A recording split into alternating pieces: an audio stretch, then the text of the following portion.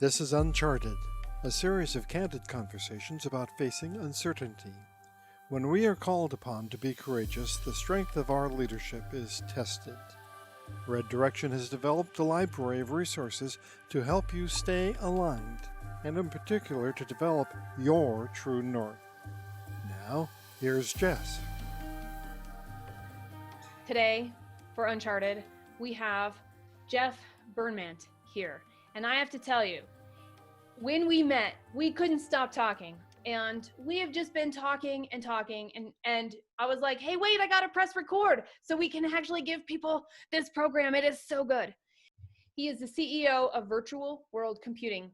He has used his success in real estate development to invest in software development.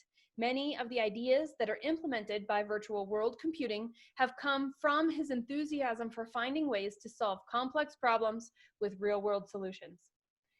Jeff's initial investment is Cocoon. It's a project in the digital privacy and security sector. I'm really glad you're here today, Jeff. Thank you, Jessica. I'm glad to be here as well. I always tell people that they miss the best part. Because in this case, it's true. It's what happens before we hit record, and it's what happens when we after. And you said something right before. I was like, ooh, we have to hit record now. The disaster is really after this. I want you to we're going to just jump in right there, and I want you to tell me what you mean by that.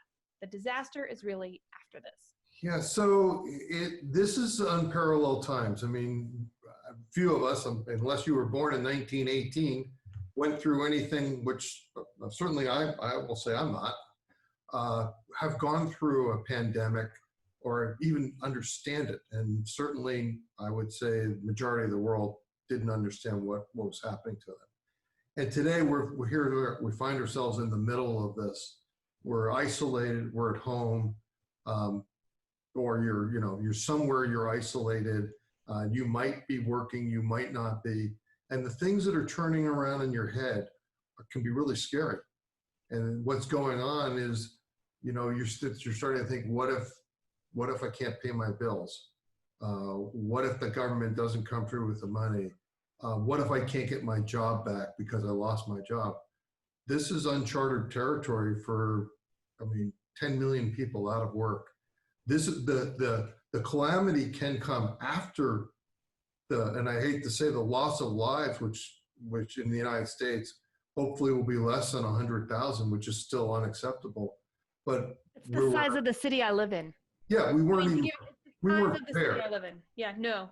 We weren't prepared for this. And you have to look at guys like Bill Gates, and you have to go, I know why this guy has, why he's so smart and has so much money, is because he saw this coming 5 years ago and said, you guys aren't prepared. And we didn't do anything about it. And so we spent our money on lots of other things, and we didn't spend our money preparing for this. And I think we'll get through it okay, but the aftermath is what could be very scary, where, it's like the 1920s when people lost their jobs and they jumped. My grandfather telling me about he saw people jumping off their roofs because they were in such despair. They went from being fairly well off to poverty. And there's a big life change happening for everybody, socioeconomically, potentially geographically. And then you're right, and I say geographically, I meant like city to city, but really also the physical distance between us. We are lucky to be in California and Colorado and still be able to have this conversation today because of all of the things aligning for that to happen. And, you're alluding to mindset, and I know I'm a big fan of mindset and self-esteem, and they are actually closely related, and many of us recognize how our esteem is in good times, and it's going to be in this time that we are really tested. Our leadership is tested. The way that we show up is tested. I was telling you in the green room, you were like, how are you? And I was real. I'm like, I am a hot mess. And I'm like that, those firecrackers that you light one and they just go pop, pop, pop, pop, pop, pop, pop forever. That's the hot mess that I am when I am in this right now. And it's not because my emotions are crazy. It's not because my situation is dire. I'm very blessed on both of those fronts, but it's because it's a stress that I am unused to. And how are you feeling stress that you're unused to? No, and the reason why I say I'm not is because my background in business has Yeah. always been stressful. I like to say the way I like to talk about my life has been I've had a fever since I started being a real estate developer, now in tech. I've had a fever, and you get used to the fever. You get used to the hotness of, oh my Mm. God, here's a disaster. Oh, I didn't think of this disaster. I didn't think of this pandemic. What am I going to do? I mean, one of the issues I have of being older is like, okay, so they're not going to have a cure. Am I in my little cubbyhole for the next year? And I might very well be in my cubbyhole, so I better figure out how I'm going to operate in my little cubbyhole, Oh, right? ah. So you're a little bit of a planner, is that what I'm hearing? Or Well, are you a quick adapter? I'm a quick adapter, and Yeah. I'm so used to, so my background in real estate, for instance, I came into a community, we were talking about this earlier. Yeah. You could go down to Dallas, you could build stuff, you didn't have permitting, you didn't have people that were chasing you saying there's no way you should do any development. Santa Barbara, it's all about no, no, no, we don't want you to develop.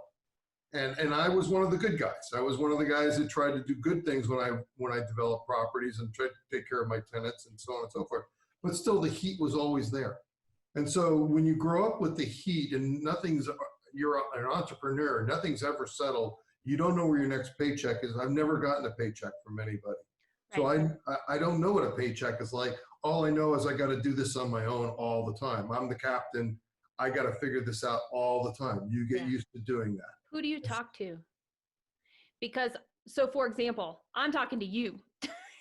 You are my therapy, Jeff. I'm going to tell you right now, Uncharted is for everybody out there who's like me of, I've had a fever. I know what it takes, but I still was in a groove, and I didn't realize how much of a groove I was in until I was put in somebody else's groove or a new groove that didn't exist Sure. before, right? So that's kind of one of those things where I'm like, huh. So who do you talk to like make sure your head's on right and that you are able to adapt quickly and recognize, oh, it's not so far off from the heat I've already experienced. Yeah. So I have a great wife. She likes to hear, she doesn't have much to say. She'll just say, oh my God, you're going to still do this. And the answer is yes, I've figured it out. But she's my sounding board for me to really check myself. That's one. And then I have people in my office that I'll talk to occasionally and say, this is going on. What do you guys think? But really the self-checker is me. Okay. I'm the guy who in the end of the day does the check and says, you're on the right path. You're scaring me. Mm-hmm. What are you going to do? But when I say I'm scaring myself, it's not that I give up then. It's then I figure out, well, what am I going to do about that? And that's what people need to recognize in uncharted times like this. It isn't going to be, oh my God, it's going to be, you know what? Maybe the government will help me. Maybe my friends will help me. Today, we have here's the greatest part. We have the ability to get online and talk to each other and see each other in person. That's right. Right? That's so right. if you have a problem, I could call you up and go, God, I don't know what to do about this problem. I'm not sure we're going to run out of money. And you could say to me, well, there's a government loan that you could go get. Why don't you fill out the application? If nothing else, you're going to feel a lot better that you even are trying. Right. And see, and that's why I asked who you were talking to, because we have to have that right now, because otherwise it doesn't matter how good we're wired. It doesn't matter how much we've done between our ears. After a while, it will erode. And having somebody to go, oh yeah, it's not that crazy. Oh yeah, there is a path forward. It's that.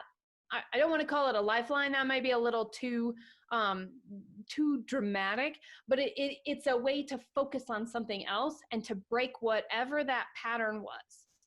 I don't know if it's, I wouldn't say that it may not be dramatic because look, you and I are coming from a place where I have some security, right? You have some security, but what about all those people? And this is where I come in as a human being is I try and put myself, although you can't, in their place and say to my guys, I don't have as scary as they do. Sure, if somebody could take my house away, that would be really scary to me.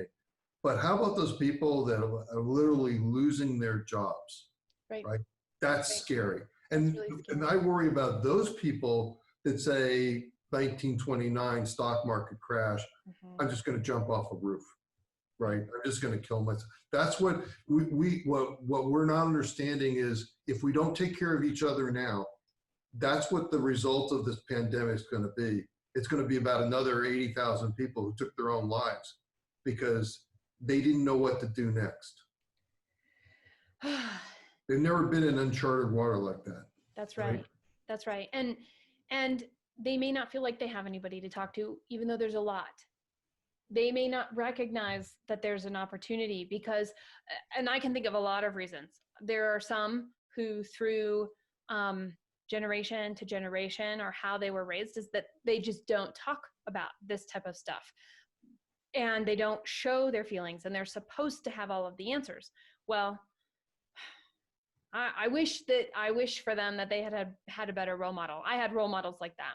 You had to always be right, which is probably one of the reasons I'm a little more freaked out because this is the craziest it's ever been. Usually I fall back to these amazing skills that I have so that I can always move forward. I can reach out, I can talk to people, I can do all of these things. But every once in a while, something happens that will shake me to my core and I go back to this child wounding when I was supposed to have an answer and I didn't, and I got reprimanded for it, or something bad happened and then I had to take the blame for it, or I stepped up into the responsibility, whether it was mine or not, at 8 or 9 years old. And when we go back that far, we fall harder. And so it's really interesting, this concept of taking care of each other, because I know we sit out on our front porch and we're making sure to talk to everybody that is walking by. And, you know, when we're out on walks, even though we are keeping our physical distance, I'm making eye contact and saying hello for the people who will. There are a lot of people who just want to be invisible right now, even though they're outside. And we should not feel bad for wanting to be outside. We want sunshine. I mean, you ride, what, you told me you ride like 20 miles every day on your lunch break? Pretty much. Yeah. And see, and I think that that's really important. There's so much benefit to having something that's regular in our life, that rhythm. And is that one of the ways that you've always been able to adapt fast, is by having these things that you fall back on and know? What else do you do besides, you know, going out at lunch to have that routine? If you have a regular routine that you do in an uncharted water, you're going to be far better off that you have a routine. And you should, even if you're home, you should keep your routine as much as you possibly can, because it's going to anchor you into something you're very familiar with. And if all of a sudden you're, you know, I would say if you're, I just had a conversation with a software developer. He says, I'm busier than ever. And I'm like, that's really good. Because if you're not busy, you're thinking about the future and maybe the disaster. If you're thinking of just the day that you're in, just the moment you're in, and you're doing something productively, you won't feel the uncharted waters as much. You can look out there and go, oh my God, what's going to happen in 3 months? Where's my job going to be? But if you get into that, that's going to get you into a panic. And what you don't want to do is get yourself into a panic. You want to stay chartered as much as you can in uncharted waters. I'm telling you, you know, and we're all used to stress. And I would say, even in our cushiest times, we could probably find stress that resonates with us at a level from our most unstable times, or the most dire times that we've ever experienced. I might be speaking out of turn, and I might have just put words in your mouth. I'm thinking that out loud a little, and that it's only from the gamut of having both sides of those that we even have something to be afraid of. Is it not? Yeah, no, I would think it is. So you need to be stable as you can. You need to be aware of what's going on, and how do you help yourself? Remember, you can depend on your friends. You can ask them; they can talk to you, but you've got to be reliant on your own survival skills. And still be like cognizant of helping others. I mean, still you can reach out to your friends. You know, I've told my friends, gee, if you need a little extra something, call me up. You know, I'll do the best I can for you. Right. But a lot of us, the uncomfortable part is we're in uncharted waters and we don't know how to react. So I'm lucky. We don't know how to help. Right. I mean, I'm right? lucky. Yeah. If you're self-resilient like I am, sort of, it's a lot easier to be in these kind of moments. Sure, I get panicked. I start thinking about, well, 2 months from now, but you shouldn't be doing that if you can help Right. it. Right. So there is an element too, where this concept of a routine, this concept of being able to help yourself and relying on your own survival skills. So if you were asked, okay, I'm going to just ask you, not if you were asked, I'm just going to, let me just change that up right now, because I am going to ask you, what are the elements of and I'm going to use the word survival strategy. Maybe it's a fallback strategy. Maybe it's a resilient strategy. What are the things that you have cultivated over time that you're relying on now in uncharted waters? Because I'm betting other people out there are going, I don't know what to do. And they're going to hear your answer and they're going to be like, oh, I got skills too. Well, first of all, believe in yourself. Yeah. And that's the first thing you've done. If you've been believing in yourself, and even if you don't totally believe in yourself, but you've done well, you're, and I don't mean you've done well money-wise. I mean, you've done well with your work, your family. You do believe in yourself. Believe that you can continue to do this, that it's not because there's hard time. Because just like in the stock market, let me give you a perspective. Okay. So people panic in stock markets, Right. and you see these huge losses.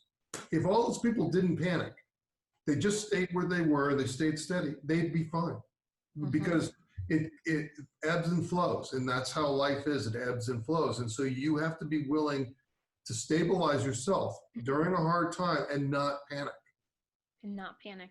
Not panic. And that doesn't mean not be emotional, right? I said I was a hot mess. I am not panicked, even though I'm a hot mess, right? My emotions are present. Right. I'm a hot mess this morning when I'm trying to find out about my software. Where all of a sudden, these guys are telling me they can't finish something. I'm like, oh my God, what are you guys talking about? Right. Exactly. Right. A hot mess. And so, and that means then, so is that next part of, so relying on the skills you've always used to get to where you are today. Right. Part of it. And then part of it is, and then part of it is your ability to reach out to others. So you're not going to have all the answers. That's not possible. Mm-hmm. There's a lot of possibilities, and this is where a lot of people get stuck. They live in their own little world, and they're only used to their own little possibilities. And an entrepreneur doesn't think like that. They think outside the box, which is, I don't know what that next possibility is, but I'm going to go think of something and then go find that possibility and figure out if it will work for me. Yeah. Right? Yeah. Same set here, which is, oh my God, I've lost all my savings. What am I going to do? Well, let's start with a government, I'll say the government helping you. That's one thing you could do, is go apply for that right now, or they're going to send you a check. And if you have a small business, then apply for it. Even if you don't think I may not qualify, go apply for it. Might as well. Right? They may give you that check. They may say to you, you know what? We understand. Here's your $10,000. Mm-hmm. But don't sit there and wallow in it and just say, we filled out those forms immediately with the government. I mean, it was like 2 minutes. I was like, we need help. Yep. Right? Yep. So take you have an anchor, then start thinking about, then start asking your friends, start asking business associates, how do I solve this problem? What am I going to do? Yep. What other job can I get? Meanwhile, can I do something online or whatever it is, but don't wallow in this. And that's why, you need to be anchored. 3. The family, friends. I love when I make notes like this. Look at this. You're talking about hot messes. You're one hot mess. This is how my brain works. So it's even color coded. I know what each one means. And what we've been talking about so far, we've started about the disaster that's coming after. So we're in uncharted waters. Even when this becomes more known, it's almost like an aftershock of an earthquake. Would that be fair? We don't necessarily know when it's going to come, but it's coming, period. Very fair. And so we have a framework that you have shared with us. The first part of the framework is that we've got to believe in ourselves. We have to understand what our mindset is, the skills we actually bring to the table, and the network, not like a network that we go networking and ask for money and share each other and have referrals. I'm talking about that personal safety net network? Who is a friend I can call? Like you were talking about the people that you've been working with for many, many, many years, your wife. And I've got the same. I have close friends. I have I call them my colleagues, even though we're not in the same business, because they're the people I will bare my soul to and be like, I think I'm in trouble and I don't know what to do. Or I think I have a problem and I'm not quite sure what the problem is yet, and get that outside help. And then the second part of that was because once we've got those things, we have an anchor, because now we have something, whether it's combined with our routine or not, that we can be present in the moment and recognize the actions to prioritize now, so that we can answer the question, which you also said earlier, was, what am I going to do about it now? Exactly. Did I capture your framework? No, yeah, no, exactly. Exactly. Right on, and right on target.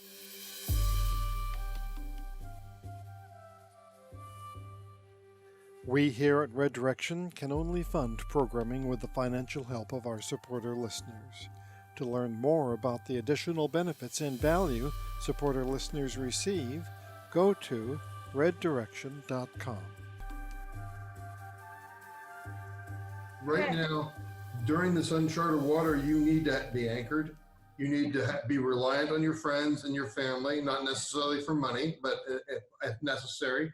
Don't be ashamed to ask.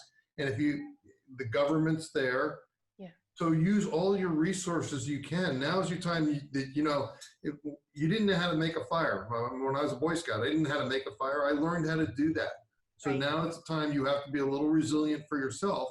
Yes. And you hear these stories. I mean, I remember my grandfather telling me how guys that were paupers during 1929, none of us lived through something like that, where the stock market totally crashed. We had the recession, so it was bad enough. But people jumping out of off windows out of buildings, all this terrible stuff. And so you had to be resilient, and you have to, first of all, you can count on your friends and your family, but you have to be anchored. Mm-hmm. That's how you get through these things. It's like having that temperature in the real estate business, having that temperature all the time. You have to just get used to and go, I'm going to make my way through this. Yep. That's absolutely right. And it's one hot mess after the other. That's my word for the day, apparently, Jeff. I like the hot mess thing. You gonna try that on? Yeah, I had a hot mess today. You're right. I had one on the call. When I finally filtered through all the software jib jab going on, I finally realized, I got a problem. We got a hot mess here. How are we going to solve that?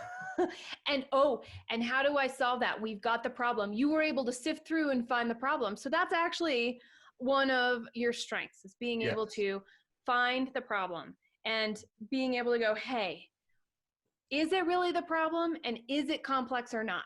Is what I heard you say in a little bit of other things that you said. And even if it is complex, you take it at a piece, like stand back and say to yourself, okay, sure, but let's go to the 30,000 foot level. So the 30,000 foot, I'm trying to solve this problem, right? Mm-hmm. Now you get down and you hear in the weeds, well, we got this problem, we have that problem, we have this, we have that. It's going all, and you go, oh my God, it's a mess. It's truly a mess. But you have to step back and go, what's my final goal? And then start taking steps to solving that Rubik's Cube. Mm-hmm. So that in the end, it might take for me, it will take an extra 2 weeks of delays. But in the end, we've solved the problem. Right. When I heard that maybe Android would not accept my new browser, I was a hot mess. Totally a hot mess. And then what I did was I listened to what he said, my software developer, what he said, and I came to the conclusion, wait, you gave me another hint. Let me call up the guy who's going to process this for me. Let me ask him a couple of questions. I did exactly that. I picked up the phone, I called the guy, I said, this is important, call me back 20 minutes from now, I need to talk to you. And what did I do? And we created more of a mess, but I was able to solve the real fear that I had. I was able to solve, saying, well, it's going to take me 2 more weeks to resolve this, but I've solved the real fear, which is, will my app be accepted or not accepted? I like that you said that. I solved the real fear. And it was by sticking with it and digging in and figuring out who to talk to. Absolutely. You know, the first thing on my hands is I want to throw up my hands and say, oh, God, this is way too much trouble. And then I realized, no, you're on a mission. That mission is to be successful with this thing, help other people, do the right thing. Mm-hmm. And so it was like, okay, let me hear, because all I could hear was the bad news. And I was like, wait, you just said something, the kernel, you know, you pick up these kernels. I just heard you say, what if you did it this way? And I was like, well, why don't we call the guy? And he goes, that's not possible. No, it might be possible. Let me call the guy up and ask him. Yeah. Right. And sure the guy enough. goes, well, sure, that's possible. Well, you're going to have to do this, this, and this to make it work. But these are all things that you can do. Oh, and then you have the choice of whether or not to do them, but you have an answer and a path. And Right. so that then goes back to, okay, how much do we want it? What does this actually look like here? And then can I put this set of problems and these steps that we might have to change? How many problems down in the weeds that I saw will doing this actually solve? Right. And see, right? I mean, that's one of those things where we bump our noses to spite our faces a lot of the time, don't we? I got that wrong, but you know what I mean, in terms of we stay down in the weeds and be like, nope, this is what we've got to prioritize. No other way is going to work until we understand what all this is. Right. But really, and then getting steps. So I must have repeated in my phone conversation with these people maybe 3 times. Okay, so tell me, after exploring all the different avenues of solving the problem, turn this on, turn that off, blah, blah, blah. Then I got down to, okay, give me the 3 or 4 easy steps to solve my problem now. Mm-hmm. And so they were able to lay that out, and somebody said, well, I won't be able to get till next week. I went, no, that's not acceptable. We need it tomorrow. Right. They said, okay, well, I can do it tomorrow. You know, I just got them to do it tomorrow because I said I need it tomorrow. And you spoke up. A lot of people don't speak up when they don't like the answer. They're like, man, everybody, blah, blah. And here's the thing. It's because they don't like being asked or challenged about their own schedules. And I would say, come on, we got to quit being two-faced here, especially right now. Yeah. We have to treat other people the way we want to be treated. And we let's cut through the BS. Let's just get to the real. I'm going to ask for what I want. I need it tomorrow. And if it really can't happen, what's going to happen? They're going to say, I really can't do this. Here's the actual soonest. But I got the guy to say, sure, you know what? I guess I could do that for you. And I could lay that out for you by tomorrow so that my developers can start working. Now I have to worry. Now my next worry is, okay, I have to get the money for this. Right. Right. Right. So that's my next challenge, is to go home and figure out, okay, I'm going to have to give this and this up. Yeah. Because I really want that over there to happen. Yes. So it's prioritizing. Right? You got to prioritize it, but you first got to solve the problem. You first have to have enough confidence in yourself that you're going to solve that. And the weirdest part for me, Jessica, is I solve these problems at the weirdest times. And this just. Do you? Oh, my wife looks at me and she goes, well, Jeff is off in his own little world right now. He's solving a problem because you can see that I'm not present. It's when I'm doing other things and I'm like, oh, I just got it. Yeah, no, that's exactly right. It comes to you in the weirdest period of times that you can solve something. If you just racking your brains out, happens to me all the time. You're racking your brains out, and I can't think of it. Can't think.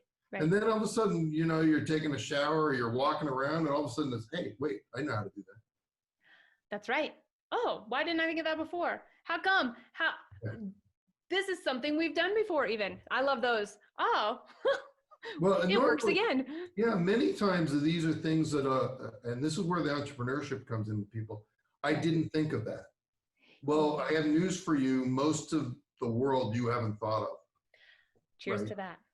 Right? You just don't know. I mean, if you told me about what was I was reading the other day, I was like, God, I didn't know that. I had no idea. Right? Yeah. But it was great. It was great to learn that. So what you have to learn, I learned this early on in business, is that you're sitting in a little triangle and you have all these possibilities that you know about. Yeah. But what about those peas that are outside that triangle that you live in?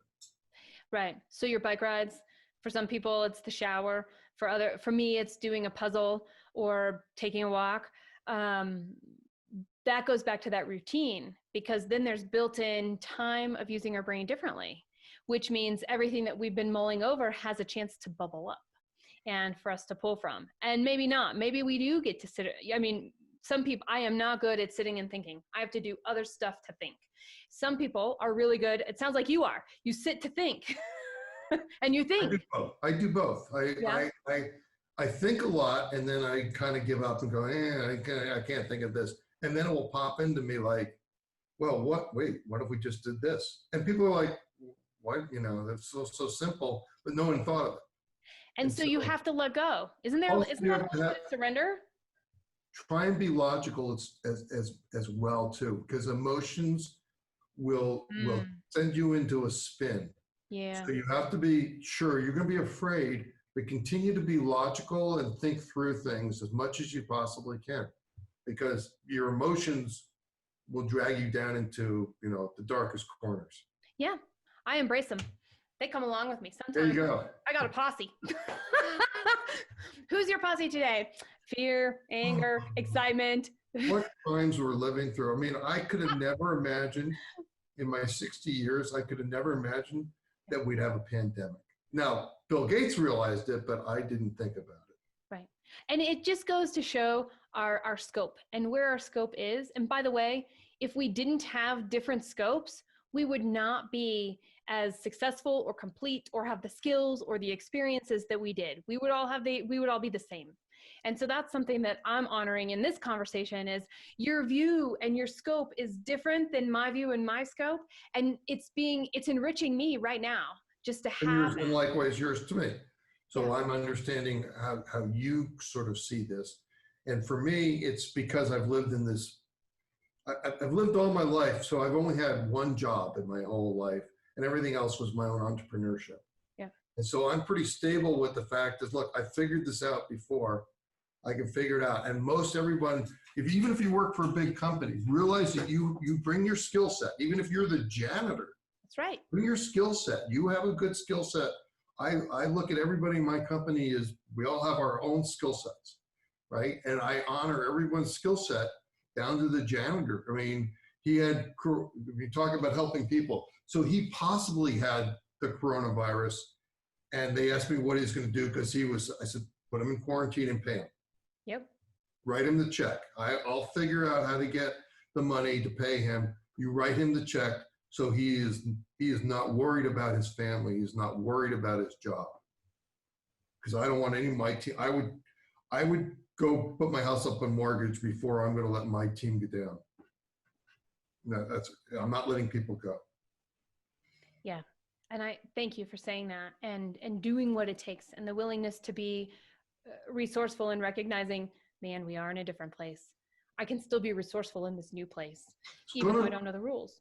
Jessica, it's a time and place. It's like, this is the weird part about this is in 3 years, we're going to go, oh yeah, it was a little difficult. Now, some people, it's going to be a long time. And that's the people I'm worried about is they need to anchor saying, I can get through this, right? Whether they're talking to their minister, talking to someone, getting help from the rest of us. Yes.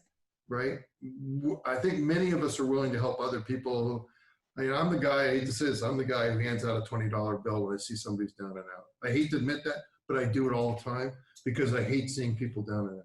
Yeah. And I'm conservative, but I still feel like we got to help people. Well, we all live on this planet together and we're all in the same community. And that's the thing I think is the most enlightening. We've been talking about how global our world is. I think this is the first experience that any of us have ever had that actually shows we are global on the good and we are global on the less than good. And it is going to be in how we treat people and hearing you share what you're doing and how you're doing things and being like, we'll figure it out, but this is what we've got to do. We'll figure it out. Yeah. I shouldn't even say, but this is what you're going to figure it out. And you have to be, as I said, in a time of crisis like this, in uncharted waters, you have to be as stable as you can and unemotional as you can. Keep being resourceful as you can, right? And count on your friends and family. And my wife is scared to death about we have parents that are in their 80s. Mm-hmm. And I have a lung ailment that could take me down. I know I could be dead And the answer is, you know what?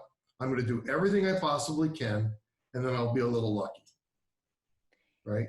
I do everything I possibly can to be right. So wash your hands, be really careful, stay away from people, all the things they're telling you to do. Sure, I'm at my office, but my strategy was to get to my office without touching anything, without being near anybody, and my door's closed. There's nobody coming in to see me in my office. If they want to talk to me, intercom only, or call me, right? We all have to take those precautions. Jeff, I am really glad you were here today to share this conversation and just really being candid. We covered a lot of ground and we went really deep. And in this particular conversation, there is a framework that we can all fall back on. Yours may look different than mine, may look different than our listeners, but we all have one. And I think that is the thing to take away and to chew on. What is the framework we can fall back on? How do we anchor ourselves? And where are we going to find our true north so that we can, from where we are anchored, take stock and then prioritize the actions to get us to where we're going? And that could be to tomorrow, and that could be through this and through the next. All right. Until next right, Jessica. Thanks for chatting with me. I so enjoyed it. You're one smart lady. Thank you. I appreciate it. Thank you, Jeff.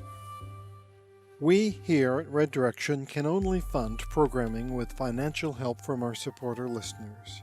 To learn more about the additional benefits and value-added supporter listeners receive, go to reddirection.com. Chart your own course by taking advantage of Red Direction's Unstuck Quick Consulting Services and our vast library of information on the website. Visit reddirection.com. Remember, preparedness and the right perspective is absolutely necessary when you find yourself somewhere uncharted.